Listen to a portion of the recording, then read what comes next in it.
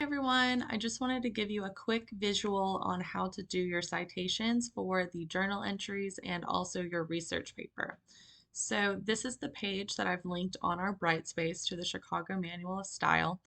And what you want to look at are the examples for how to do a note style citation. So you'll find in your syllabus that the citations are done in the bibliographic style.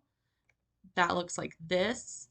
And so you just simply want to convert those over to the notes style. And this just means a couple key changes. So first and foremost, you'll notice that the author's name is not written with the last name first. It's written in the normal style. And you should also note that if it's a selected chapter from a book, you do still need to give the full citation info for that original book that it comes from. So I'm going to give you an example of what this looks like in the case of Mary of Egypt.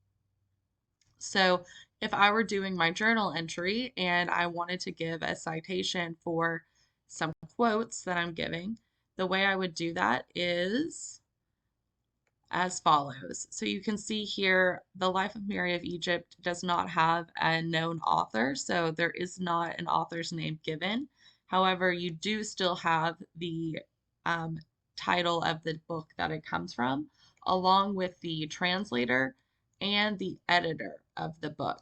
And this is important to note because there's not an example on the Chicago Manual style page of how to do this specific format of a citation. So that's why I wanted to give you this example.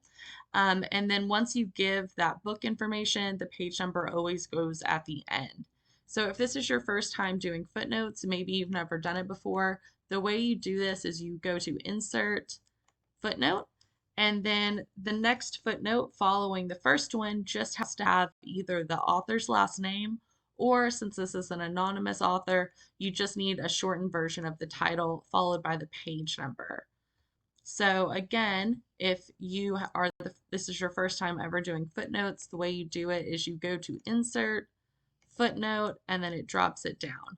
Now let's pretend in this case that I'm giving the exact same footnote as above, which I am. So this sentence is referencing something from the exact same page as the previous sentence, but I still want to cite it. You can just simply type ibid. Ibid is Latin for the same. So you only want to use ibid when the citation would have been exactly the same.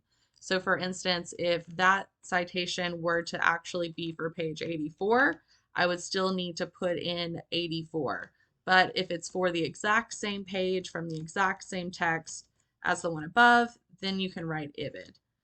So that is just a quick rundown. And for Microsoft Word, I wanted to show you this as well.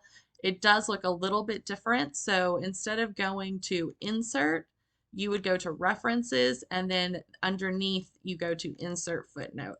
And that would be how you can drop that in.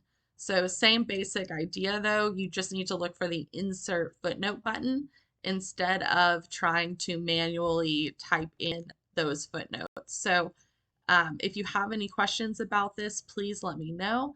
And finally, I just want to remind you again that all of the bibliographic style citations are available in the syllabus. So you're really just simply converting those over to note style citations.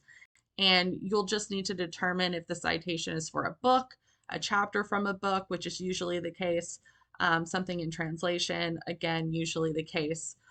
Or for secondary sources, if it's a journal article, you'll need to scroll further down on the page. But I hope this helps, and please let me know if you have any questions.